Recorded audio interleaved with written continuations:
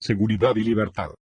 La sociedad entera se habrá convertido en una sola oficina y una sola fábrica, con igualdad en el trabajo y en la remuneración. V. I. Lenin, 1917. En un país donde el único patrono es el Estado, la oposición significa la muerte por consumición lenta. El viejo principio el que no trabaje no comerá ha sido reemplazado por uno nuevo, el que no obedezca no comerá. L. Trotsky, 1937. Igual que la espuria libertad económica, y con más justicia, la seguridad económica se presenta a menudo como una indispensable condición de la libertad efectiva. Esto es, en un sentido, tan cierto como importante. La independencia de criterio o la energía de carácter rara vez se encuentra entre quienes no confían en abrirse camino por su propio esfuerzo. Sin embargo, la idea de la seguridad económica no es menos vaga y ambigua que la mayoría de las expresiones sobre estas materias, y por ello la aprobación general que se concede a la demanda de seguridad puede ser un peligro para la libertad. Evidentemente, cuando la seguridad se entiende en un sentido demasiado absoluto, la general porfía por ella, lejos de acrecentar las oportunidades de libertad, se convierte en su más grave amenaza. Será bueno contraponer desde un principio las dos clases de seguridad, la limitada, que pueden alcanzar todos y que, por consiguiente, no es un privilegio, sino un legítimo objeto de deseo, y la seguridad absoluta, que en una sociedad libre no pueden lograr todos, y que no debe concederse como un privilegio excepto en unos cuantos casos especiales, como el de la judicatura, donde una independencia completa es de extraordinaria importancia. Estas dos clases de seguridad son, la primera, la seguridad contra una privación material grave, la certidumbre de un determinado sustento mínimo para todos, y la segunda, la seguridad de un determinado nivel de vida o de la posición que una persona o grupo disfruta en comparación con otros. O, dicho brevemente, la seguridad de un ingreso mínimo y la seguridad de aquel ingreso concreto que se supone merecido por una persona. Veremos ahora que esa distinción coincide ampliamente con la diferencia entre la seguridad que puede procurarse a todos, fuera y como suplemento del sistema de mercado, y la seguridad que solo puede darse a algunos y solo mediante el control o la abolición del mercado. No hay motivo para que una sociedad que ha alcanzado un nivel general de riqueza como el de la nuestra, no pueda garantizar a todos esa primera clase de seguridad sin poner en peligro la libertad general. Se plantean difíciles cuestiones acerca del nivel preciso que de esa manera debe asegurarse. Hay, en particular, la importante cuestión de saber si aquellos que así dependerán de la comunidad deberán gozar indefinidamente de las mismas libertades que los demás 47. Una consideración imprudente de estas cuestiones puede causar serios y hasta peligrosos problemas políticos, pero es indudable que un mínimo de alimento, albergue y vestido, suficiente para preservar la salud y la capacidad de trabajo, puede asegurarse a todos. Por lo demás, hace tiempo que una considerable parte de la población británica ha alcanzado ya esta clase de seguridad. No existe tampoco razón alguna para que el Estado no asista a los individuos cuando tratan de precaverse de aquellos azares comunes de la vida contra los cuales, por su incertidumbre, pocas personas están en condiciones de hacerlo por sí mismas. Cuando, como en el caso de la enfermedad y el accidente, ni el deseo de evitar estas calamidades, ni los esfuerzos para vencer sus consecuencias son, por regla general, debilitados por la provisión de una asistencia. Cuando, en resumen, se trata de riesgos genuinamente asegurables, los argumentos para que el Estado ayude a organizar un amplio sistema de seguros sociales son muy fuertes. En estos programas hay muchos puntos de detalle sobre los que estarán en desacuerdo quienes desean preservar el sistema de la competencia y quienes desean sustituirlo por otro diferente, y es posible introducir bajo el nombre de seguros sociales medidas que tienden a hacer más o menos ineficaz la competencia. Pero no hay incompatibilidad de principio entre una mayor seguridad, proporcionada de esta manera por el Estado, y el mantenimiento de la libertad individual. A la misma categoría pertenece también el incremento de seguridad a través de la asistencia concedida por el Estado a las víctimas de calamidades como los terremotos y las inundaciones. Siempre que una acción común pueda mitigar desastres contra los cuales el individuo ni puede intentar protegerse a sí mismo ni prepararse para sus consecuencias, esta acción común debe, sin duda, emprenderse. Queda, por último, el problema, de la máxima importancia, de combatir las fluctuaciones generales de la actividad económica y las olas recurrentes de paro en masa que las acompañan. Este es, evidentemente, uno de los más graves y acuciantes problemas de nuestro tiempo. Pero, aunque su solución exigirá mucha planificación en el buen sentido, no requiere o al menos no es forzoso que requiera aquella especial clase de planificación que, según sus defensores, se propone reemplazar al mercado. Muchos economistas esperan que el remedio último se halle en el campo de la política monetaria, que no envolvería nada incompatible incluso con el liberalismo del siglo VI. Otros, es cierto, Creen que el verdadero éxito solo puede lograrse con la realización de obras públicas en gran escala emprendidas con la más cuidadosa oportunidad. Esto llevaría a mucho más serias restricciones de la esfera de la competencia, y al hacer experiencias en esta dirección tendremos que vigilar cuidadosamente nuestros pasos si queremos evitar que toda la actividad económica se haga cada vez más dependiente de la orientación y el volumen del gasto público. Pero no es este ni el único ni, en mi opinión, el más prometedor camino que permite afrontar el peligro más grave para la seguridad económica. En todo caso, los muy necesarios esfuerzos para asegurar protección contra estas fluctuaciones no conducen a aquella clase de planificación que constituye un riesgo tan grande para nuestra libertad. La planificación con fines de seguridad que tan dañinos efectos ejerce sobre la libertad es la que se dirige a una seguridad de clase muy diferente. Es la planificación destinada a proteger a individuos o grupos contra unas disminuciones de sus ingresos que, aunque de ninguna manera las merezcan, ocurren diariamente en una sociedad en régimen de competencia, contra unas pérdidas que imponen severos sufrimientos sin justificación moral, pero que son inseparables del sistema de la competencia. Esta demanda de seguridad es, pues, otra forma de la demanda de una remuneración justa, de una remuneración adecuada a los méritos subjetivos y no a los resultados objetivos de los esfuerzos de un hombre. Esta clase de seguridad o justicia parece irreconciliable con la libertad de elegir el propio empleo. En todo sistema que confíe la distribución entre las diferentes industrias y ocupaciones a la propia elección de los hombres, las remuneraciones tendrán necesariamente que corresponder a la utilidad que los resultados aporten a los demás miembros de la sociedad, incluso si ellas no resultaran en proporción a los méritos subjetivos. Aunque los resultados logrados estarán a menudo en proporción con los esfuerzos e intenciones, no siempre será así, en cualquier forma de sociedad. En particular, no será cierto en los muchos casos en que la utilidad de alguna industria o especial cualificación se altera por circunstancias que no podían preverse. Todos conocemos la trágica situación de los hombres muy especializados, cuya destreza, de difícil aprendizaje, ha perdido repentinamente su valor por causa de algún invento que beneficia grandemente al resto de la sociedad. La historia de los últimos 100 años está llena de hechos de esta clase, algunos de los cuales afectaron a la vez a cientos de miles de personas. Ofende indudablemente a nuestro sentido de justicia el que alguien tenga que sufrir una gran disminución de sus ingresos y el amargo fracaso de todas sus esperanzas sin cometer por su parte ninguna falta y a pesar de un trabajo difícil y de excepcional destreza. Las demandas de ayuda del Estado de quienes así sufren, a fin de salvaguardar sus legítimas aspiraciones, reciben, sin duda, la simpatía y el apoyo popular. La aprobación general de estas demandas ha tenido por efecto que el Estado interviniera en todas partes, no solo para proteger a las personas así amenazadas de duros sufrimientos y privaciones, sino para asegurarlas la percepción continuada de sus antiguos ingresos y guarecerlas de las vicisitudes del mercado 48. No puede, sin embargo, darse a todos la certidumbre de unos determinados ingresos y ha de concederse alguna libertad a cada cual para que elija su ocupación. Y si se procura a algunos esta certidumbre, se convierte en un privilegio a costa de los demás, cuya seguridad disminuye con eso necesariamente.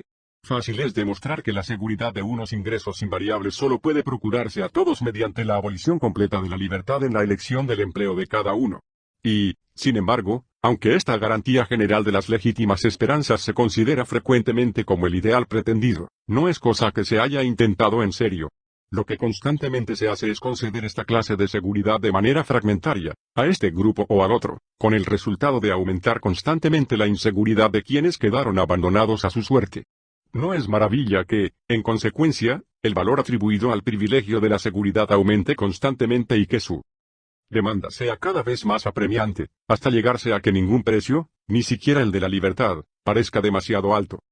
Si quienes ven reducida la utilidad de sus esfuerzos por circunstancias que no pueden ni prever ni dominar fueran protegidos contra las pérdidas inmerecidas, y si a quienes ven aumentada su utilidad social se les prohibiera, a su vez, conseguir una ganancia inmerecida, la remuneración dejaría enseguida de mantener una relación con la utilidad efectiva, dependería de las opiniones sostenidas por alguna autoridad acerca de lo que una persona debía haber hecho, de lo que debía haber previsto y de la bondad o maldad de sus intenciones. Decisiones tales no podrían menos de ser arbitrarias en gran medida. La aplicación de este principio llevaría necesariamente a que gentes que hiciesen el mismo trabajo recibiesen remuneraciones distintas. Las diferencias de remuneración no serían ya un impulso adecuado para que las gentes realizasen los cambios socialmente deseables, y ni siquiera sería posible a los individuos afectados juzgar si un cambio particular merece las perturbaciones que causa. Pero si los cambios en la distribución de los empleos entre las personas, que son constantemente necesarios en toda sociedad, no pueden ya provocarse mediante premios y castigos pecuniarios, que no están en necesaria conexión con los méritos subjetivos, tendrán que realizarse por órdenes directas. Cuando los ingresos de una persona están garantizados, no puede permitírsela, ni permanecer en su puesto solo porque le guste, ni elegir otro trabajo que le agradaría hacer. Como no es ella quien logra la ganancia o sufre la pérdida dependiente de que cambie o no cambie de puesto, la elección tiene que hacerla para ella quien gobierne la distribución de la renta disponible. El problema del incentivo adecuado, que aquí surge, se discute generalmente como si fuera sobre todo un problema de buena voluntad de la gente. Pero esto, aunque importante, no es todo el problema, y ni siquiera su más importante aspecto. No es solo que si deseamos que las gentes pongan de su parte todo lo posible hemos de hacer que les merezca la pena a ellas. Lo más importante es que, si deseamos dejarles la elección a ellas, si han de poder juzgar sobre lo que deben hacer, es preciso darles algún metro fácilmente inteligible con el que midan la importancia social de las diferentes ocupaciones. Ni con la mejor voluntad del mundo sería posible a cualquiera elegir inteligentemente entre las diversas alternativas si las ventajas que se le ofrecieran no presentasen ninguna relación con su utilidad social. Para saber si, como resultado de una alteración de las circunstancias, un hombre debe dejar un oficio y un ambiente que se le han hecho gratos y cambiarlos por otros, es necesario que la variación del valor relativo de estas ocupaciones para la sociedad encuentre expresión en las remuneraciones que se le ofrecen. El problema es, sin duda, todavía mucho más importante porque, tal como es el mundo, los hombres no están dispuestos de hecho a entregarse a algo durante largos periodos si no van en ello directamente envueltos sus propios intereses. Multitud de personas, al menos, necesitan alguna presión externa para entregar a algo todo su esfuerzo. El problema del incentivo es, en este sentido, muy real, tanto en la esfera del trabajo ordinario como en la de las actividades directivas. La aplicación de la técnica de la ingeniería a una nación entera y esto es lo que la planificación significa plantea problemas de disciplina difíciles de resolver, como ha expresado acertadamente un ingeniero americano con gran experiencia en la planificación oficial, que ha visto con claridad el problema. La ejecución de una tarea de ingeniería, explica, exige la existencia de un área externa relativamente amplia de actividad económica no planificada. Tiene que haber un lugar donde buscar los trabajadores, y cuando se despida a un obrero, éste tiene que desaparecer del trabajo y de la nómina. A falta de semejante depósito libre, solo mediante el castigo corporal, como en el trabajo de los esclavos, puede mantenerse la disciplina 49. En la esfera del trabajo directivo, el problema de las sanciones por negligencia surge en una forma diferente, pero no menos seria. Con acierto se ha dicho que mientras el último resorte de una economía en régimen de competencia es el alguacil, la sanción última en una economía planificada es el verdugo 50. Los poderes otorgados al director de cada empresa tendrían que ser considerables en todo caso. Pero en un sistema planificado la posición y los ingresos del director no pueden solamente depender, como no dependen los del obrero, del éxito o el fracaso del trabajo que dirige. Como ni el riesgo ni la ganancia son suyos, no puede ser su juicio personal lo que decida, sino que tendrá que hacer lo que le corresponda de acuerdo con alguna norma establecida. Un error que él debía haber evitado no es ya cuenta suya, sino un crimen contra la comunidad, y como tal debe tratarse. Mientras se mantenga dentro del firme sendero del deber objetivamente reconocible, puede estar más seguro de sus ingresos que el empresario capitalista, pero el peligro que corre en el caso de un fracaso real es peor que la bancarrota. Puede estar económicamente seguro en tanto satisfaga a sus superiores, pero compra esta seguridad al precio de la garantía de la libertad y la vida. Trátase, evidentemente, de un conflicto esencial entre dos tipos de organización social irreconciliables, que, por las formas más características en que aparecen, se han designado a menudo como sociedades de tipo comercial y militar. Fueron quizá expresiones desafortunadas, porque dirigen la atención hacia lo accesorio y hacen difícil ver que nos enfrentamos aquí con una alternativa real y que no hay una tercera posibilidad. O la elección y el riesgo corresponden al individuo, o se le exonera de ambos. El ejército es, sin duda, en muchos aspectos, la representación más ajustada y la que nos es más familiar, del segundo tipo de organización, donde trabajo y trabajador son igualmente designados por la autoridad, y donde, si los medios disponibles son escasos, todo el mundo es puesto a media ración. Es este el único sistema en el que se puede conceder al individuo plena seguridad económica y que, extendido a la sociedad entera, permite otorgarla a todos sus miembros. Esta seguridad es, por consiguiente, inseparable de la restricción de la libertad y propia del orden jerárquico de la vida militar, es la seguridad de los cuarteles.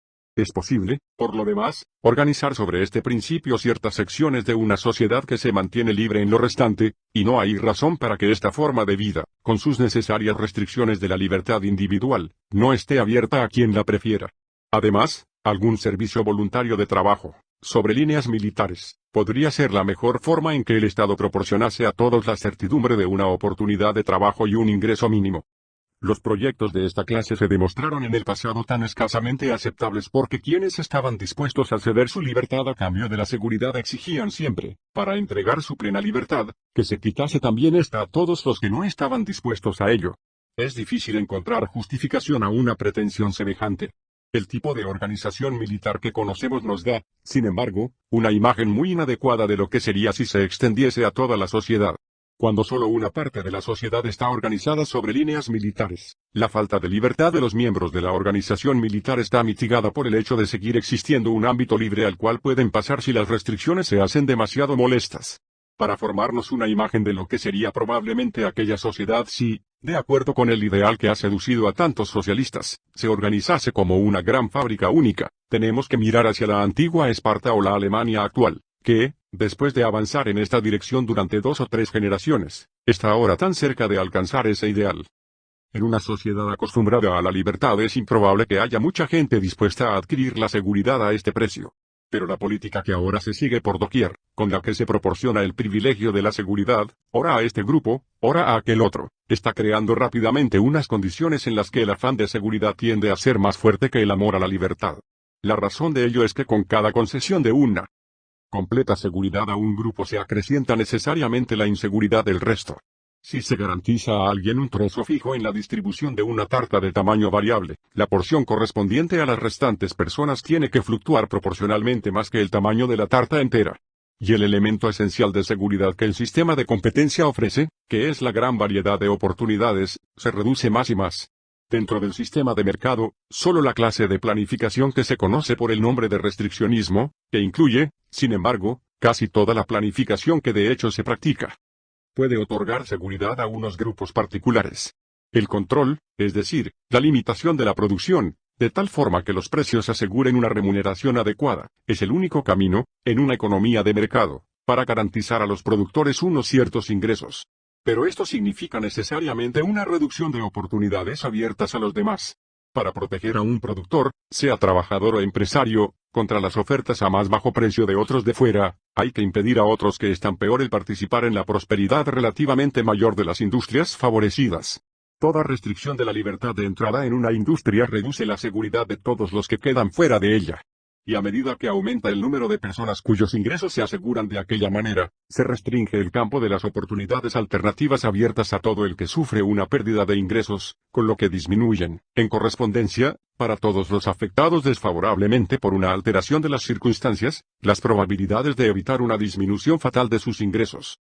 Y si, como es más cierto cada vez, en toda actividad cuyas circunstancias mejoran se permite a sus miembros excluir a otros para que aquellos se aseguren toda la ganancia, en forma de jornales o beneficios más altos, los pertenecientes a las industrias cuya demanda ha caído no tienen lugar a dónde ir, y cada alteración de aquellas circunstancias es la causa de un aumento del paro. Apenas puede dudarse que son principalmente una consecuencia de estas medidas para acrecentar la seguridad. En las últimas décadas, el gran aumento del paro y la inseguridad para grandes sectores de la población. En Inglaterra estas restricciones, especialmente las que afectan a las zonas intermedias de la sociedad, no habían alcanzado dimensiones importantes hasta hace relativamente poco tiempo, y por eso apenas hemos advertido todas sus consecuencias. La extrema desesperanza de la situación de quienes, en una sociedad que ha crecido en rigidez, han quedado fuera de las filas de las ocupaciones protegidas, y la magnitud de la cima que les separa del poseedor afortunado de un empleo para quien la protección contra la competencia ha hecho innecesario moverse siquiera un poco a fin de hacer sitio a quienes no lo tienen, solo pueden apreciarlas los que las han sufrido. No se trata de que los afortunados cediesen sus puestos, sino simplemente de que participasen en la común desgracia con alguna reducción de sus ingresos, o como bastaría frecuentemente, tan solo con algún sacrificio de sus perspectivas de mejora. Pero lo impide la protección de su nivel de vida, o de su justo precio, o de su renta profesional, a lo que se creen con derecho, y para la cual reciben la ayuda del Estado. Por consecuencia, en lugar de serlo los precios, los salarios y las rentas individuales, son ahora el empleo y la producción lo que está sujeto a fluctuaciones violentas. Jamás ha existido una peor y más cruel explotación de una clase por otra que la de los miembros más débiles o menos afortunados de un grupo de productores a manos de los bien situados, lo cual lo ha permitido la regulación de la competencia. Pocas consignas han causado tanto daño como la estabilización de precios, o salarios, en particular, que, asegurando los ingresos de algunas personas, hacen más y más precaria la posición de las restantes. Así, cuanto más intentamos proporcionar seguridad plena, mediante intromisiones en el sistema del mercado, mayor se hace la inseguridad, y lo que es peor, mayor se hace el contraste entre la seguridad de quienes la han obtenido como un privilegio y la creciente inseguridad de los postergados.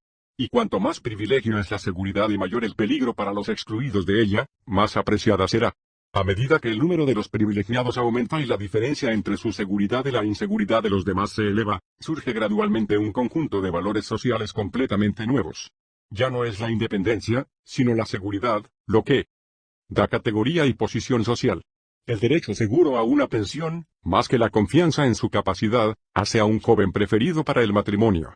La inseguridad lleva al temido estado del paria, en el que permanecen por toda su vida quienes en su juventud no fueron admitidos en el refugio de un empleo a sueldo.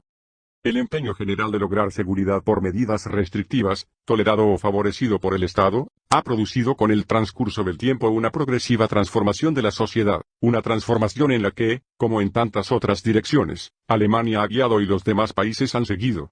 Se ha acelerado esta marcha por otro efecto de la enseñanza socialista, el deliberado menosprecio de todas las actividades que envuelven riesgo económico y el oprobio moral arrojado sobre las ganancias que hacen atractivo el riesgo, pero que solo pocos pueden conseguir.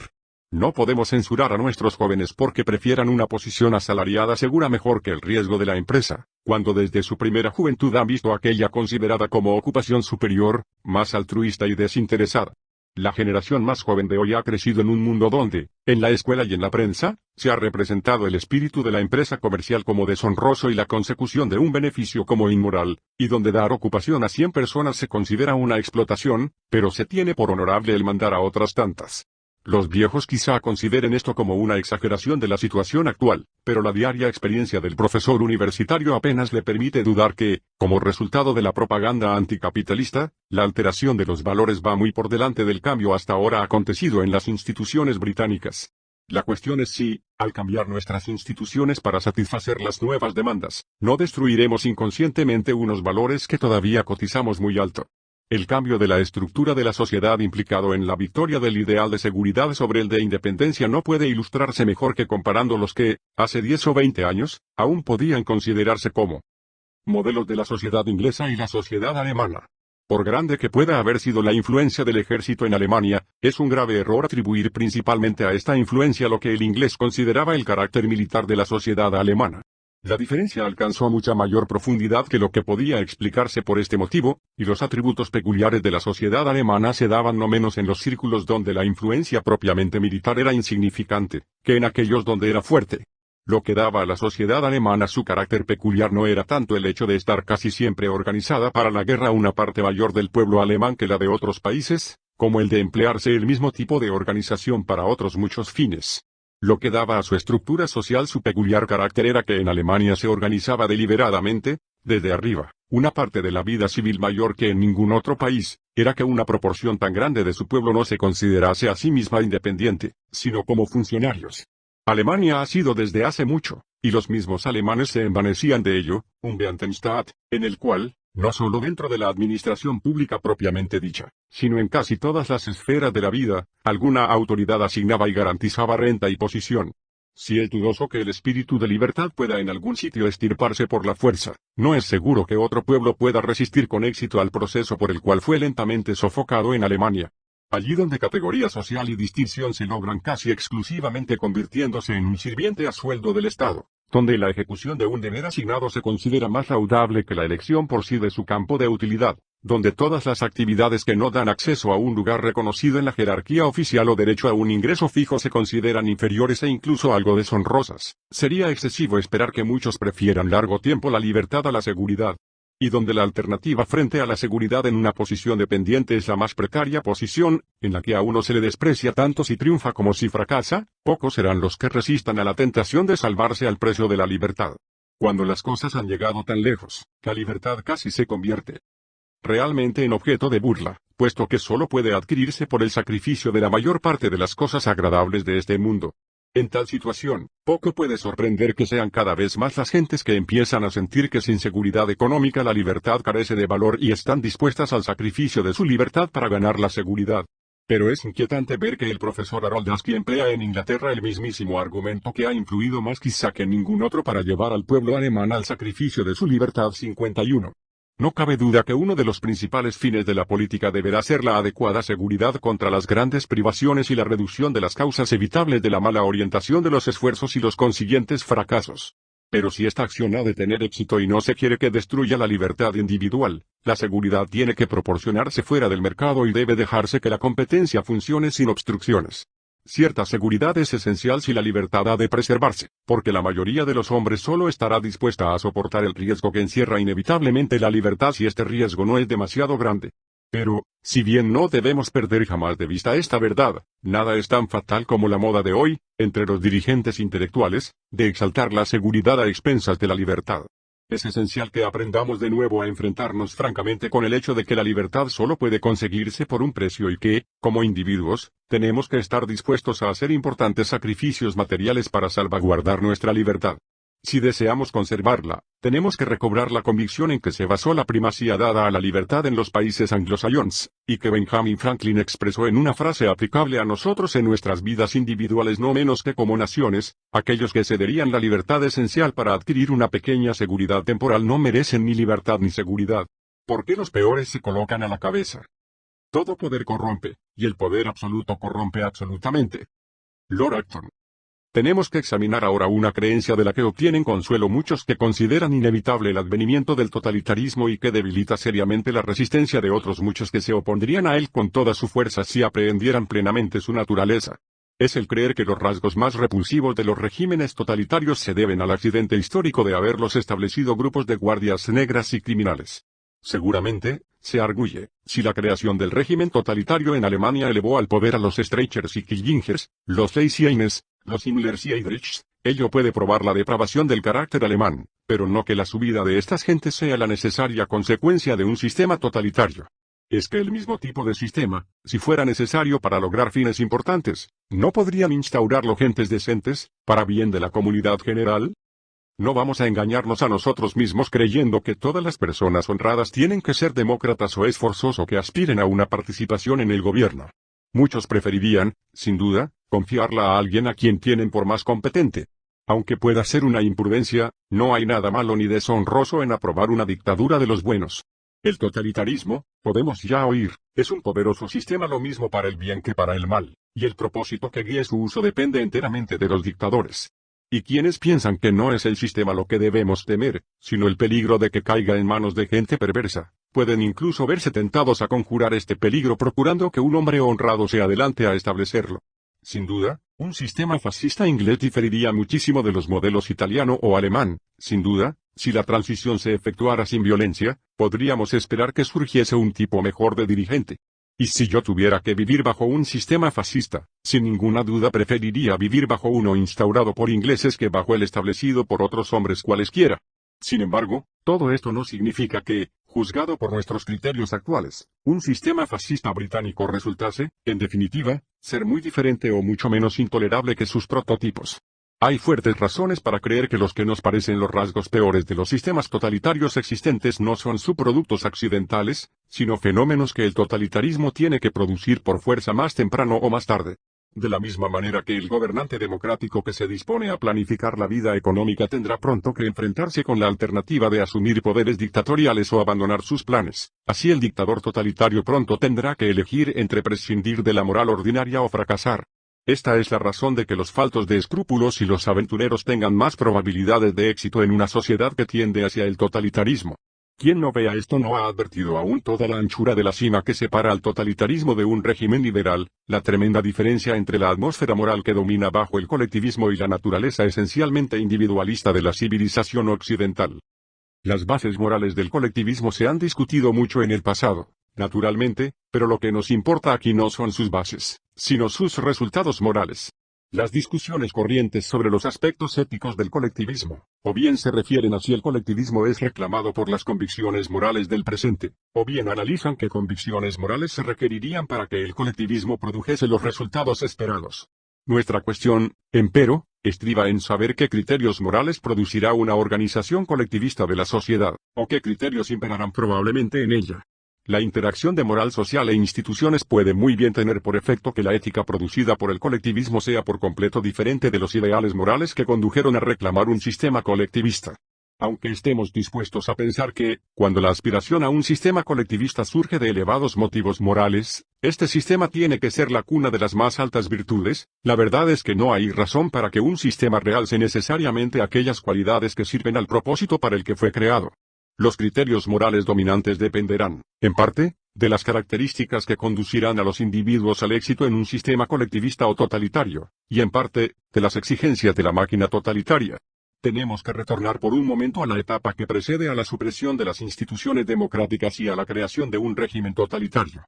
En este punto, la general demanda de acción resuelta y diligente por parte del Estado es el elemento dominante en la situación, y el disgusto por la lenta y embarazosa marcha del procedimiento democrático convierte la acción por la acción en objetivo.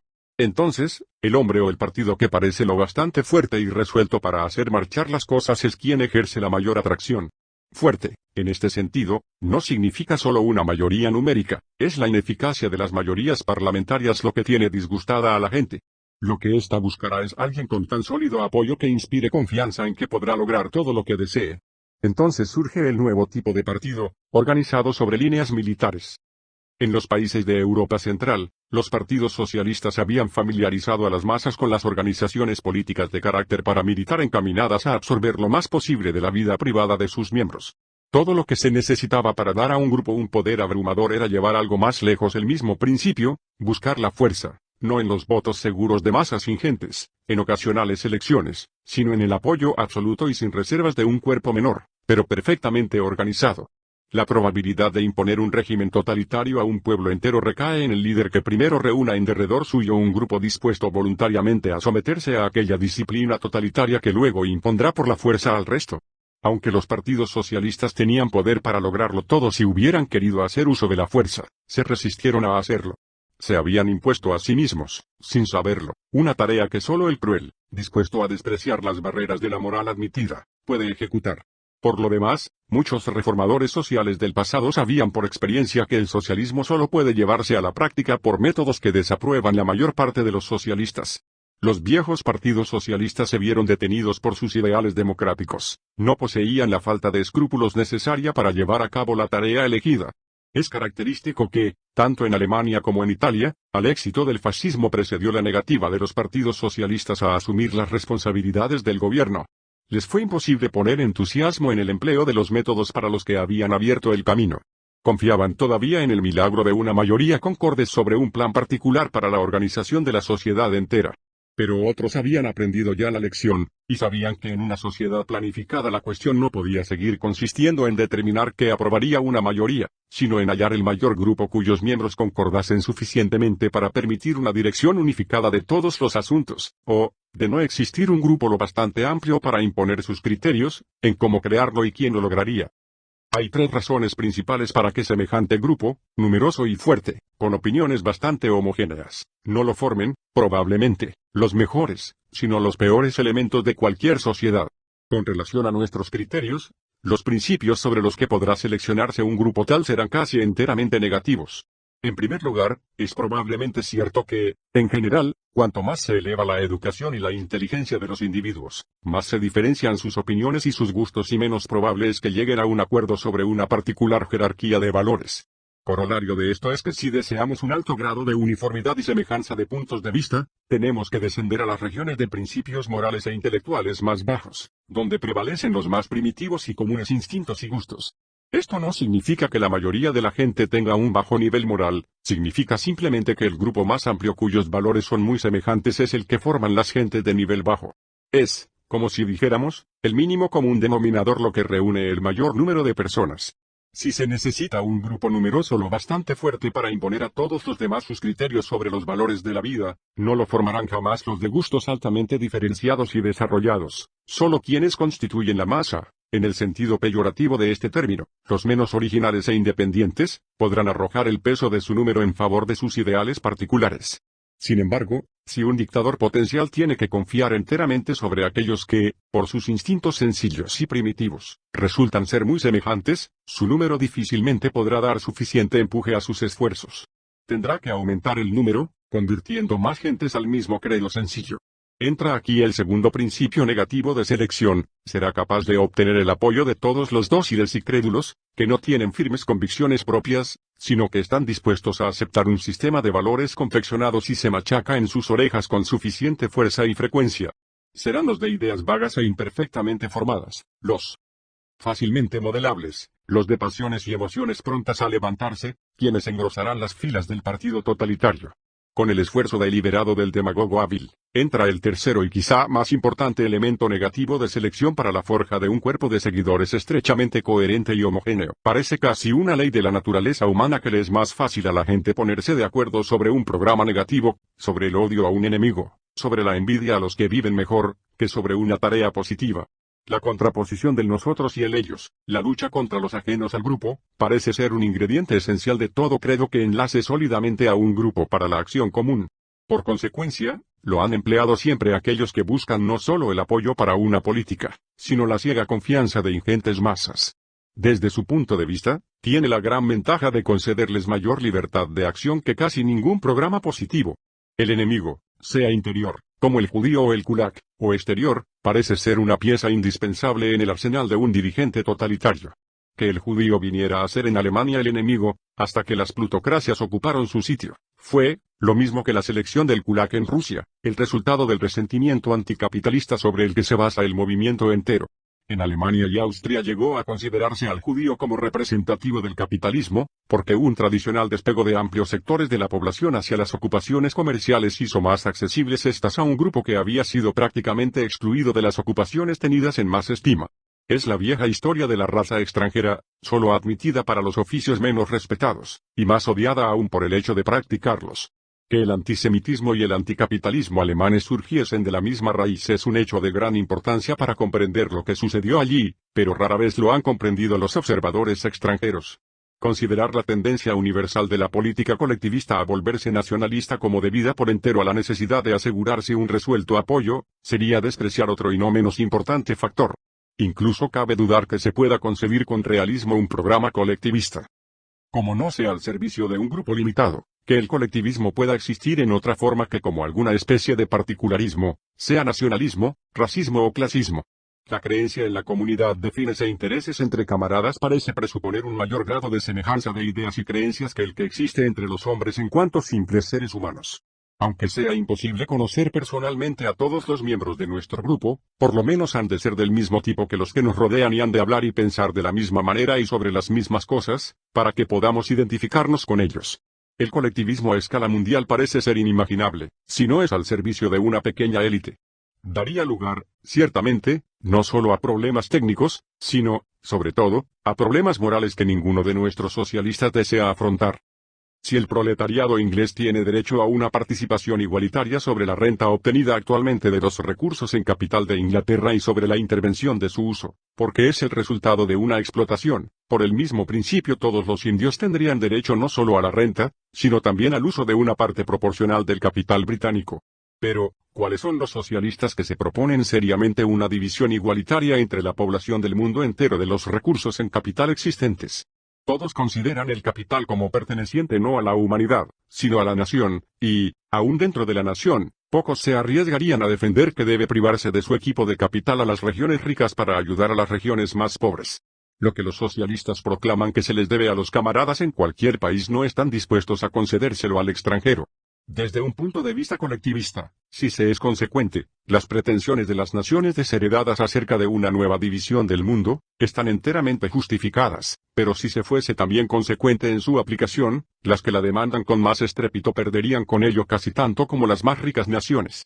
Por lo mismo, tienen buen cuidado en no basar sus pretensiones en principios igualitarios, sino en su pretendida superioridad para organizar a otros pueblos. Una de las contradicciones inherentes a la filosofía colectivista está en que, como descansa en la moral social humanitaria que el individualismo ha desarrollado, solo puede practicarse dentro de un grupo relativamente pequeño. Que el socialismo sea internacionalista en tanto permanece dentro de la teoría, y que tan pronto como se lleva a la práctica, sea en Rusia o en Alemania, se torne violentamente nacionalista, es una de las razones por las que el socialismo liberal, que es como la mayoría del mundo occidental se imagina el socialismo, tiene que mantenerse en el plano de la teoría pura, mientras que la práctica del socialismo es totalitaria en todas partes. 52. El colectivismo no tiene sitio para el amplio humanitarismo liberal, sino tan solo para el estrecho particularismo de los totalitarios. Si la comunidad o el Estado son antes que el individuo, si tienen fines propios, independientes y superiores a los individuales, solo aquellos individuos que laboran para dichos fines pueden ser considerados como miembros de la comunidad. Consecuencia necesaria de este criterio es que a una persona solo se la respeta en cuanto miembro del grupo, es decir, solo si trabaja y en cuanto trabaja para los fines considerados comunes, y su plena dignidad le viene de su condición de miembro y no simplemente de ser hombre.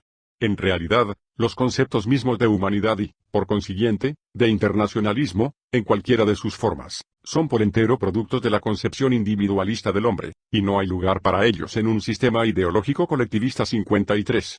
Aparte del hecho fundamental de no poder extenderse la comunidad del colectivismo sino hasta donde llegue o pueda crearse la unidad de propósito de los individuos, varios factores contribuyen a reforzar la tendencia del colectivismo a hacerse particularista y cerrado.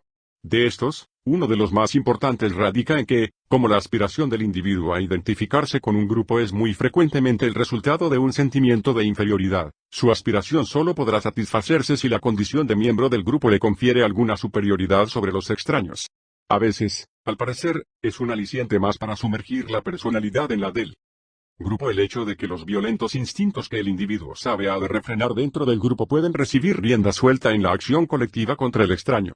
Hay una profunda verdad en el título del libro de R. Niebuhr, Hombre Moral y Sociedad Inmoral, aunque apenas podamos seguir al autor en las conclusiones que extrae de su tesis. Existe, sin duda, como dice en algún lugar, una creciente tendencia en el hombre moderno a imaginarse que su propia conducta se ajusta a una ética porque ha delegado sus vicios en grupos cada vez más amplios. 54. Cuando actúan en nombre de un grupo, las gentes parecen liberadas de muchas de las restricciones morales que dominan su conducta como individuos dentro del grupo. La clara actitud antagonista que la mayor parte de los planificadores adopta frente al internacionalismo se explica, además, por el hecho de que en el mundo actual todos los contactos exteriores de un grupo son obstáculos para que aquellos planifiquen eficazmente la esfera en que pueden intentarlo. No es, pues, una casualidad que el recopilador de uno de los más amplios estudios colectivos sobre la planificación haya descubierto con tristeza que la mayor parte de los planificadores son nacionalistas militantes. 55. Las inclinaciones nacionalista e imperialista de los planificadores socialistas, mucho más frecuentes de lo que en general se reconoce, no están siempre tan patentes como, por ejemplo, en el caso de los Webs y algunos otros de los primeros fabianos, cuyo entusiasmo por la planificación se combina característicamente con la veneración por todas las unidades políticas grandes y poderosas y el desdén hacia los estados pequeños. El historiador Elia Levy, hablando de su primer encuentro con los Webs, hace 40 años, refiere que el socialismo de estos era profundamente antiliberal. No odiaban a los Tories, antes bien, eran extraordinariamente indulgentes para ellos, pero no concedían perdón al liberalismo gladstoniano. Era el tiempo de la guerra de los Boers, y tanto los liberales avanzados como los hombres que comenzaban a formar el Partido Laborista habían apoyado generosamente a los Boers contra el imperialismo británico en nombre de la libertad y la humanidad. Pero los dos Webs y su amigo Bernard Shaw se mantuvieron aparte. Fueron ostentosamente imperialistas. La independencia de las pequeñas naciones podía significar algo para el individualista liberal, no significaba nada para colectivistas como ellos. Puedo todavía oír a Sidney Webb explicándome que el futuro pertenecía a las grandes naciones administradoras donde los funcionarios gobiernan y la policía conserva el orden. Y el mismo Levy cita a Bernard Shaw, quien argumentaba, por la misma época, que el mundo es por necesidad de los estados grandes y poderosos, y que los pequeños deben abrirles sus fronteras, o serán aniquilados. 56. He citado por extenso estos pasajes, que nos sorprenderían en una exposición de los antepasados alemanes del nacionalsocialismo, porque suministran un tan característico ejemplo de esa glorificación del poder que con facilidad conduce del socialismo al nacionalismo y que afecta profundamente a los criterios éticos de todos los colectivistas. Por lo que a los derechos de las pequeñas naciones se refiere, Marx y Engels apenas fueron mejores que la mayoría de los colectivistas consecuentes, y las opiniones que ocasionalmente expresaron sobre los checos o los polacos recuerdan las de los nacionalsocialistas actuales 57. Mientras a los grandes escritores políticos individualistas del siglo XIX, a Laura Acton o a Jacob Burckhardt, y hasta a los socialistas contemporáneos nuestros que, como Bertrand Russell, han heredado la tradición liberal, el poder en sí les ha parecido siempre el archidiablo. Para el colectivista puro es por sí mismo una meta, no es solo, como Russell lo ha descrito con tanto acierto, que el deseo de organizar la vida social conforme a un plan unitario surja automáticamente y en gran parte de un afán de poder 58. Es, más aún, el resultado de la necesidad en que se ven los colectivistas, para alcanzar su meta, de crear un poder, el poder de unos hombres sobre otros hombres, de magnitud jamás antes conocida, y la consecuencia de que su éxito depende de la medida en que logren este poder. Ello es así aunque muchos socialistas liberales se guían en sus esfuerzos por la trágica ilusión de creer que para extinguir el poder basta con privar a los individuos particulares del que poseen en un sistema individualista, y transferirlo a la sociedad. Lo que escapa a todos los que así argumentan es que, al concentrar el poder de tal modo que pueda ponerse al servicio de un único plan, no se transfiere tan solo, sino que se aumenta infinitamente, al reunir en las manos de un organismo único el poder que antes se repartía independientemente entre muchos, se crea un poder infinitamente mayor que el que antes existía, casi tan acrecido en alcance como diferente en naturaleza. Es enteramente falaz arguir, como se hace a veces, que el gran poder ejercido por una oficina de planificación central no sería mayor que el poder colectivamente ejercido por los consejos de administración de las empresas privadas. 59. En una sociedad en régimen de competencia no hay nadie que pueda usar ni siquiera una pequeña fracción del poder que disfrutaría una oficina de planificación socialista, y si nadie puede conscientemente ejercer este poder, es un abuso del lenguaje asegurar que aquel equivale al de todos los capitalistas sumados 60. Es un simple juego de palabras hablar del poder colectivamente ejercido por los consejos de administración de las empresas privadas, en tanto éstas no se combinen en una acción concertada, lo que, por lo demás, significaría el final de la competencia y la creación de una economía planificada. Dividir o descentralizar el poder significa necesariamente reducir la cuantía absoluta del poder, y el sistema de la competencia es el único sistema dirigido a hacer mínimo, por descentralización, el poder que los hombres ejercen sobre los hombres. Hemos visto ya por qué la separación de los fines económicos y los políticos es una garantía esencial de la libertad individual, y por qué es consecuentemente atacada por todos los colectivistas. A esto tenemos que añadir ahora que la sustitución del poder económico por el político, tan a menudo demandada hoy, significa necesariamente la sustitución de un poder que es siempre limitado por otro del que no hay escape. Lo que se llama poder económico, aunque es cierto que puede ser un instrumento de coerción, jamás es, en las manos de los particulares, poder exclusivo o completo, poder sobre la vida entera de una persona. Pero centralizado como un instrumento de poder político, crea un grado de dependencia que apenas se distingue de la esclavitud. De los dos rasgos centrales de todo sistema colectivista, la necesidad de un conjunto de fines comúnmente aceptados por el grupo y el supremo deseo de dar al grupo el poder máximo para alcanzar estos fines, surge un sistema de moral social definido, que en algunos puntos coincide, y en otros choca violentamente con el nuestro, pero que difiere de este en un punto por el cual es dudoso que podamos llamarlo una moral social, es el de privar a la conciencia individual de toda libertad para aplicar sus propias normas y ni siquiera dar unas normas generales que se obliga o se permite al individuo observar en todas las circunstancias. Esto hace de la moral social colectivista algo tan diferente de lo que nosotros hemos conocido con este nombre, que nos resulta difícil descubrir algún principio en ella. Y, sin embargo, lo posee. La diferencia de principio es casi la misma que ya consideramos en relación con el Estado de Derecho. Como la ley formal, las reglas de la ética individualista, por imprecisas que puedan ser en muchos aspectos, son generales y absolutas, prescriben o prohíben un tipo general de acción, sin considerar si en cada caso particular el fin último es bueno o malo. Defraudar o robar, torturar o traicionar una confidencia, ¿se considera malo? Sin atención a que en el caso particular se siga o no de ello un daño. Ni el hecho de que en un cierto caso nadie pueda resultar perjudicado por ello, ni cualquier alto propósito por el cual se hubiere cometido este acto, puede alterar el hecho de que es malo. Aunque a veces nos veamos forzados a elegir entre diferentes males, estos siguen siendo males. El principio de que el fin justifica los medios se considera en la ética individualista como la negación de toda moral social. En la ética colectivista se convierte necesariamente en la norma suprema, no hay, literalmente, nada que el colectivista consecuente no tenga que estar dispuesto a hacer si sirve al bien del conjunto, porque el bien del conjunto es el único criterio, para él, de lo que debe hacerse. La raison d'etat, en la que ha encontrado su más explícita formulación la ética colectivista, no conoce otro límite que el fijado por la oportunidad, es decir, por la adecuación del acto particular al fin perseguido.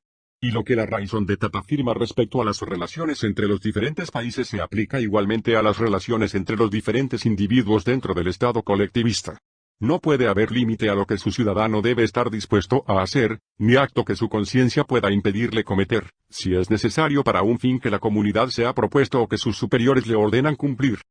La ausencia de unas normas formales absolutas en la ética colectivista no significa, por lo demás, que no existan en el individuo algunos hábitos provechosos que una comunidad colectivista fomentará, y otros que combatirá. Muy al contrario, pondrá mucho más interés en los hábitos de vida del individuo que una comunidad individualista. Ser miembro útil de una sociedad colectivista exige cualidades muy definidas, que han de reforzarse mediante una práctica constante. La razón por la que designamos estas cualidades como hábitos provechosos, y difícilmente podemos considerarlas como virtudes morales, es que jamás se permitiría al individuo poner estas normas por encima de cualquier mandato definido o convertirlas en un obstáculo para el logro de cualquier particular objetivo de su comunidad.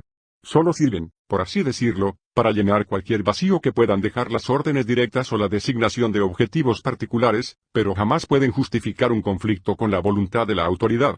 Las diferencias entre las virtudes que continuarán estimándose bajo un sistema colectivista y las que desaparecerán se ponen bien de manifiesto por la comparación de las virtudes que incluso sus mayores enemigos admiten que los alemanes, o quizá mejor el prusiano típico, poseen, y aquellas que, según la opinión común, les faltan y que el pueblo inglés, con alguna justificación, se ufana de poseer en grado sobresaliente.